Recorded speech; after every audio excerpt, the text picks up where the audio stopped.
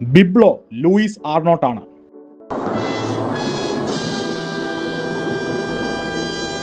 So കഴിഞ്ഞ ചാപ്റ്ററിൽ ബിബ്ലോ ചോപ്പറിനോട് എന്തോ പറഞ്ഞിട്ട് അത് കേട്ടിട്ട് ചോപ്പർ ഞെട്ടുന്നുണ്ട്.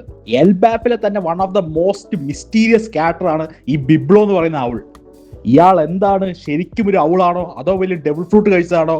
അതുപോലെ തന്നെ ഈ ലൈബ്രറിയിലെ ബുക്സിനെ വലുതും ചെറുതും ഒക്കെ ആക്കുന്നത് ഒരു ഡെവിൾ ഫ്രൂട്ട് പവർ ആണോ, ഇതൊന്നും നമുക്കറിയില്ല.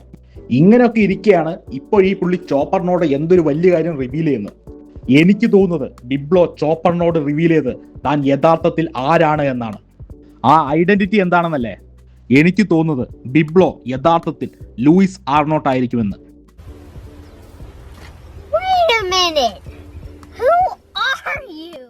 ബ്രാഗ്മാൻ എന്ന ബുക്കിൽ റെക്കോർഡ് ചെയ്യപ്പെട്ട ഒരു അഡ്വഞ്ചറാണ് ലൂയിസ് ആർനോട്ട്. ഈ ലൂയിസ് ആർനോട്ട് തന്നെയാണ് ലിറ്റിൽ ഗാർഡന് ആ പേര് കൊടുത്തത്. അത് കഴിഞ്ഞിട്ട് ഇപ്പോൾ ഈ എൽബാഫിൽ വെച്ചാണ് നമ്മൾ ആ പുള്ളിന്റെ പേര് വീണ്ടും കേൾക്കുന്നത്.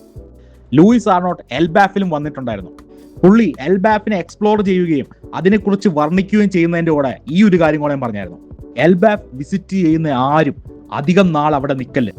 ഇത് പുള്ളി എന്തിനാണ് പറഞ്ഞത്, എന്തുകൊണ്ടാണ് പറഞ്ഞത് എന്ന് നമുക്ക് ഇപ്പോഴും അറിയില്ല. ഇനി ചിലപ്പോൾ ബിബ്ലോ യഥാർത്ഥത്തിൽ ലൂയിസ് ആർനോട്ട് ആണെങ്കിൽ എൽബാഫിൽ എന്തുകൊണ്ടാണ് അധികം നാൾ നിൽക്കല്ല് എന്ന സത്യം ചോപ്പറിനോട് പുള്ളി പറഞ്ഞു കാണുമായിരിക്കും.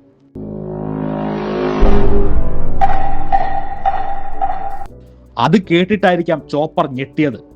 സോ എന്തായിരിക്കും ബിബ്ലോ അല്ലെങ്കിൽ ലൂയിസ് ആർനോട്ട് ചോപ്പറിനോട് പറഞ്ഞ ആ എൽബാഫിന്റെ സീക്രട്ട്?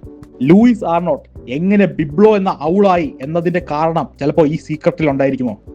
അതോ ഇനി ഈ പറഞ്ഞ കാര്യം ഒന്നുമല്ല, ഇനി ചിലപ്പോൾ ബിബ്ലോ ചോപ്പറിന്റെ ഡെവിൾ ഫ്രൂട്ടിന്റെ സീക്രട്ട് വെല്ലും ചോപ്പറിനോട് റിവീൽ ചെയ്യുകയാണോ ചെയ്തത്? നിങ്ങൾക്ക് എന്താ തോന്നുന്നത്? താഴെ കമന്റ് സെക്ഷനിൽ പറയുക.